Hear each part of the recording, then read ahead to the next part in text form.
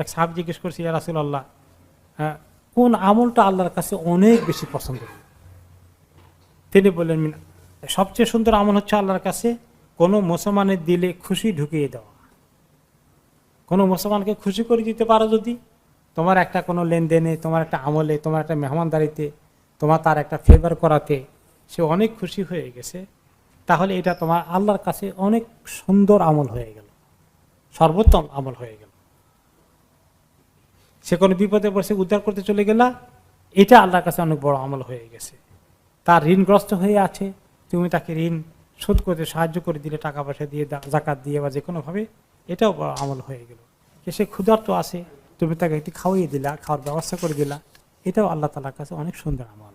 আবার আরেকজন জিজ্ঞেস করলো যে কোন জিনিসটা আল্লাহর কাছে বেশি পছন্দনীয়? তিনি বললেন যে ফরজ নামাজের পরে আল্লাহ তাআলার কাছে সবচেয়ে পছন্দনীয় আমল হচ্ছে কোনো মুসলমানের দিলের মধ্যে তুমি যদি খুশি প্রবেশ করিয়ে দিতে পারো, তোমার কোনো খোঁজখবর, কোনো কিছু ফেভার দিয়ে তাকে খুশি করতে পারো, তাহলে এটা তোমার জন্য আল্লাহর কাছে অনেক বড় আমল। কেউ যদি গায়ের কাপড় কেনার অ্যাবিলিটি নাই, সক্ষমতা নেই, তাকে তুমি কাপড় কিনে দাও, খুশি হয়ে গেল, এটা আল্লাহর কাছে অনেক মোবারক আমল হবে। আর কেউ যদি ক্ষুধার্ত থাকে, তাহলে তাকে তুমি একটু খাবার দিয়ে যদি খুশি করতে পারো, এটা আল্লাহ তাআলার কাছে অনেক বড় আমল হয়ে যাবে।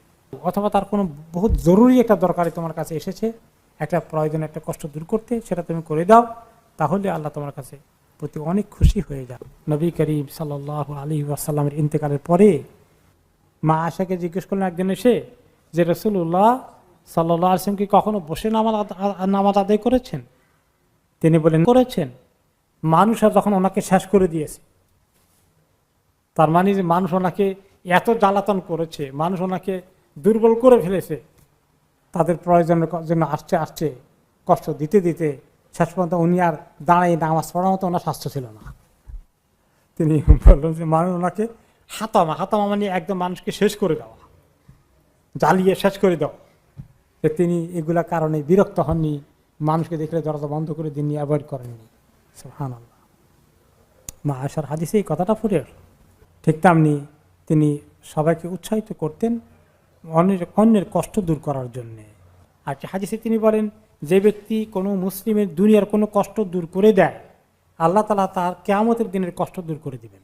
যে ব্যক্তি কষ্টে নিপতিত, কোনো মানুষ অভাব অনটনে হোক বা অন্য কোনো কষ্টে নিপতিত হোক, তাকে একটি কষ্ট দূর করার জন্য কিছু করে, দান খয়রাত করে, সাহায্য করে, হেল্প করে, তাহলে আল্লাহ তাআলা তার দুনিয়া এবং আখিরাতের সব কঠিন সময়গুলো সহজ করে দিবেন।